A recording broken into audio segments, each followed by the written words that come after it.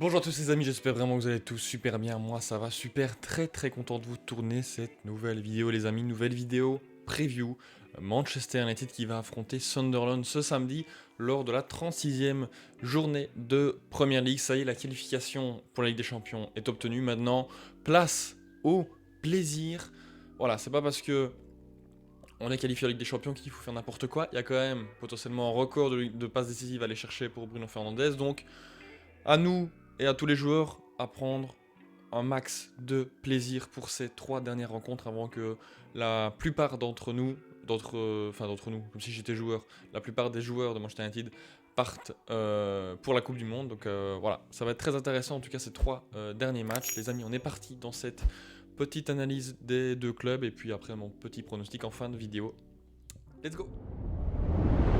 Manchester United donc qui est 3ème, 64 points, va affronter Sunderland qui est tout de même 12ème, mais après, il ne faut pas non plus être... tomber dans la facilité parce que 12ème, ils sont quand même très serrés entre la 12ème et la 8ème place, il y a seulement 3 points de différence. Donc en vrai, ils peuvent peut-être encore une fois aller chercher une place en Europe. Sunderland, c'est pas encore fini. Franchement, il reste 3 matchs, 9 points possibles. Ils sont à 6 points de. Même moins à 5 points de la place pour l'Europa League. On ne sait jamais, on ne sait jamais. Eux, ils vont jouer à fond, ça c'est sûr. Donc, à nous de pas non plus tomber dans la facilité et voilà, se dire c'est bon, on a la qualification, on peut être tranquille. Parce que eux, ils vont aller à 100% dans le match, ils vont essayer d'aller arracher le plus de points possible dans cette fin de saison. Ça va être pas un match facile, ça c'est sûr. Ça fait très longtemps qu'on a pu jouer dans le Stadium of Light, le Stadium de la Lumière de Sunderland. Ça fait, je crois, la dernière fois c'était 2017 ou 2018. Je me rappelle le but d'Ibra en sortie de surface. Franchement, c'était très beau.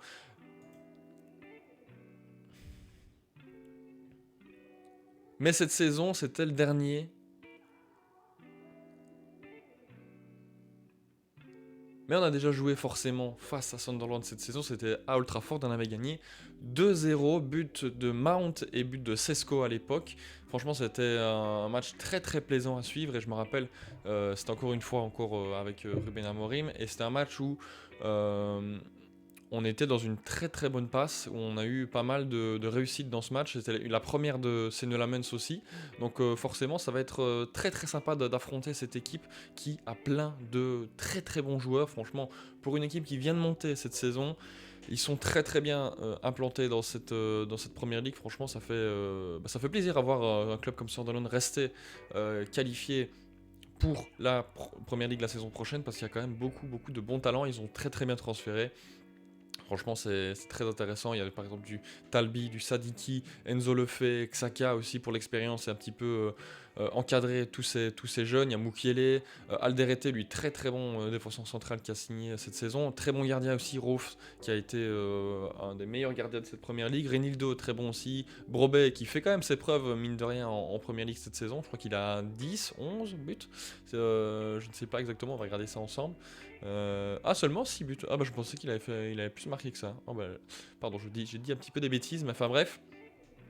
C'est quand même une bonne équipe, ça va vraiment être intéressant. Il y a certes quelques blessés et surtout un suspendu, c'est Ballard, qui est normalement défenseur central.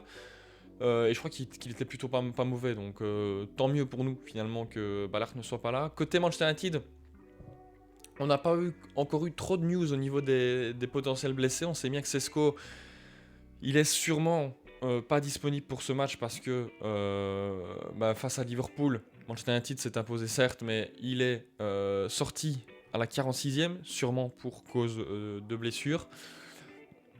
Donc ça m'étonnerait qu'il soit pleinement disponible dans ce match face à Sunderland. S'il est disponible, ce sera à mon avis sur le banc, mais c'est pas si mal que ça. Franchement, c'est pas trop mal. C'est pas très grave qu'ils prennent une petite semaine de repos. Comme ça, eh bien, on a potentiellement Zirkzee. Zirkzee, pour moi, c'est quelqu'un qui doit jouer beaucoup plus de temps sur le terrain. Franchement, si Carrick pouvait m'écouter là-dessus, ne me remets pas Mbemo en neuf et mettre Diallo sur le côté droit. Mets-nous Zirkzee, fais-nous commencer Zirkzee pour un seul match, ce sera déjà très très sympathique à voir.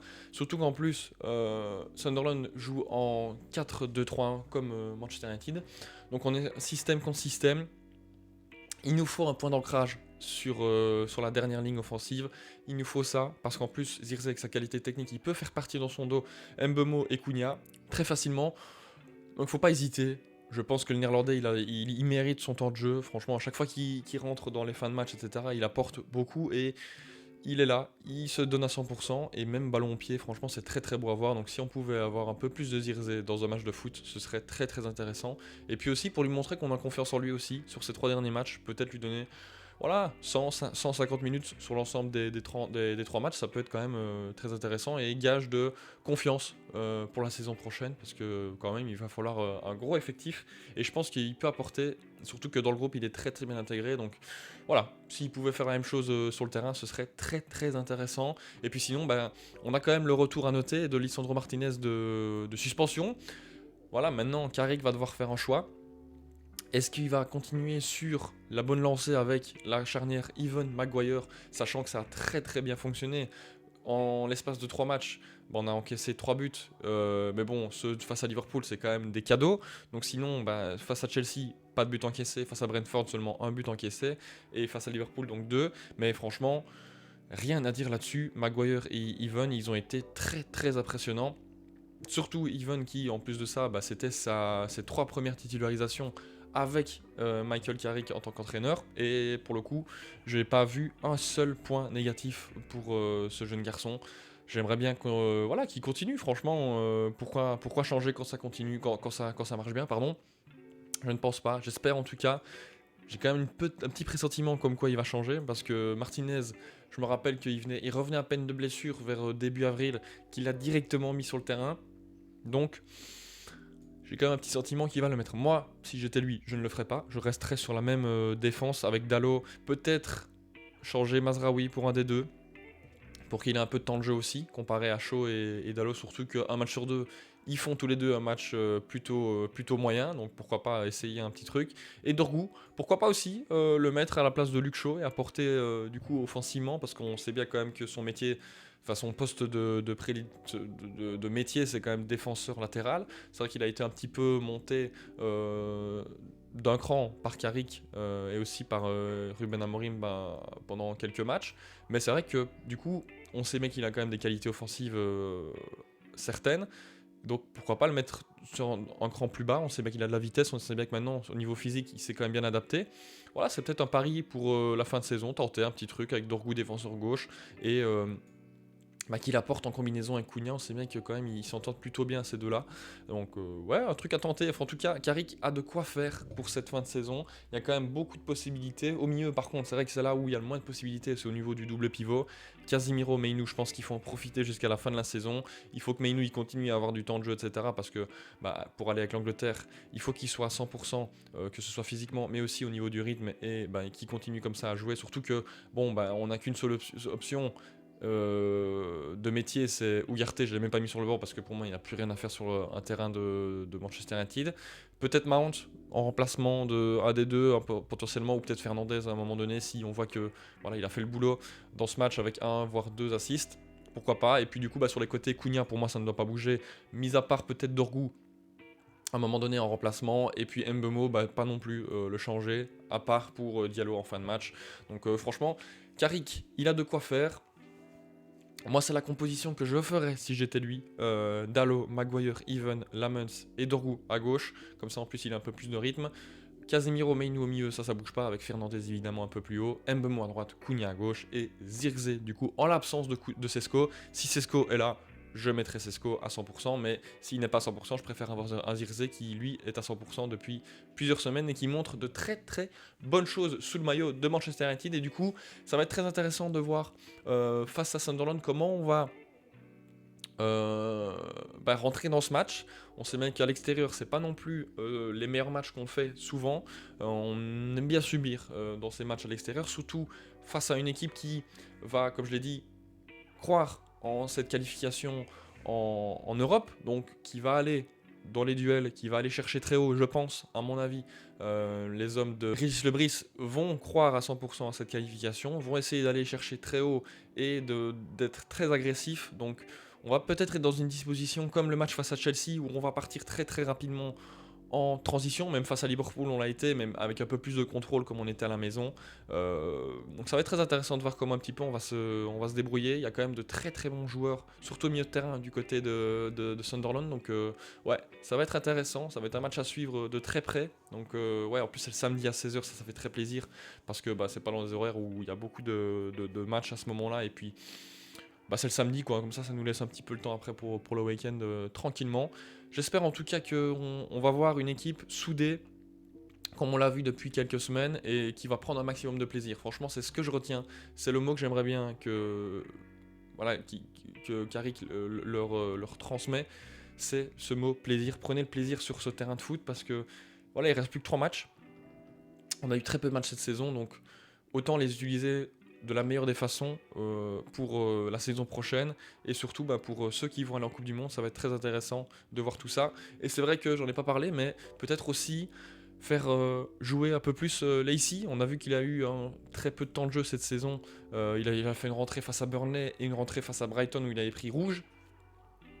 Depuis lors, il n'a pas fait une seule rentrée, donc pourquoi pas aussi lui donner un peu plus de temps de jeu dans ces 3 derniers matchs, ça peut être très intéressant, et peut-être un ou deux jeunes en plus, on ne sait jamais, mais je pense que c'est quand même lui qui est le plus proche de faire son entrée dans un match, c'est clairement Sheila ici, le petit jeune de 19 ans.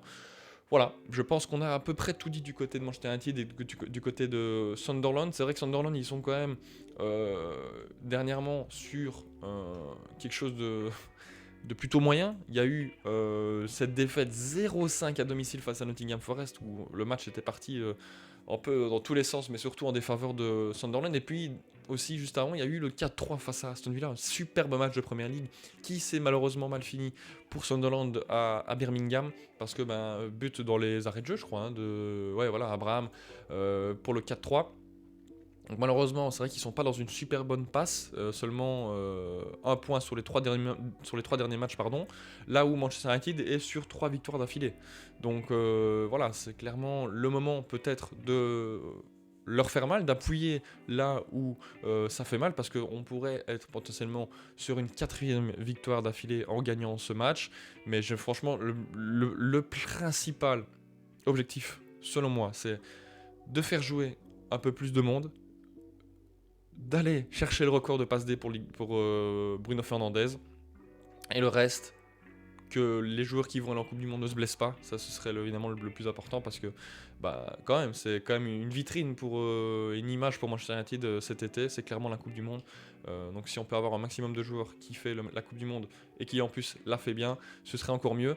Sunderland en plus qui doit jouer, qui n'a pas des matchs faciles pour terminer. Il y a Manchester United, Everton là-bas et la réception de Chelsea qui eux aussi, mine de rien, doivent se battre jusqu'à la fin pour aller chercher une qualification en Ligue des Champions.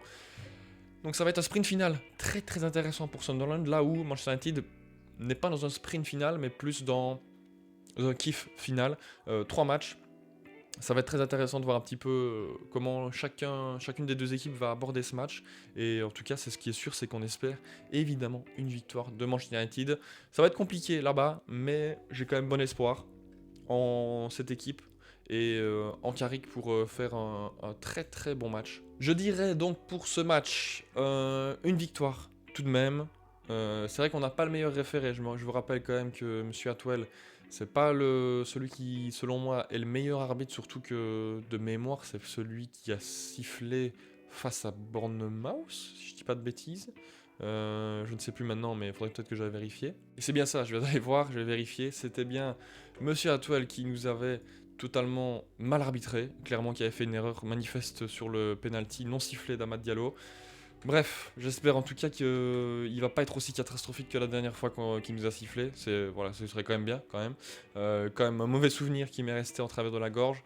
Heureusement maintenant, on peut l'oublier parce que la qualification en Ligue des Champions est officielle, mais bon, s'il y a moyen quand même de pas ruiner le match et de faire un match sympathique, que ce soit même pour une victoire ou une défaite, tant qu'il siffle bien, c'est le principal, parce que Manchester United est tout à fait capable de passer à côté de son match. On les connaît quand même très bien, mais J'ai quand même bon espoir en Carrick, qui veut clairement, je pense, bien finir la saison aussi pour lui-même, parce qu'on ne sait jamais, il peut être dans une très très bonne position pour justement aller chercher ce poste de manière permanente maintenant. Donc je vais dire une victoire, un but à... Allez, 2 ou 3, je vais dire, allez, je vais dire 3. On va être gourmand, on se dit que ceux qui vont pas jouer, ils vont y aller à 100%, donc ils vont marquer un maximum de buts.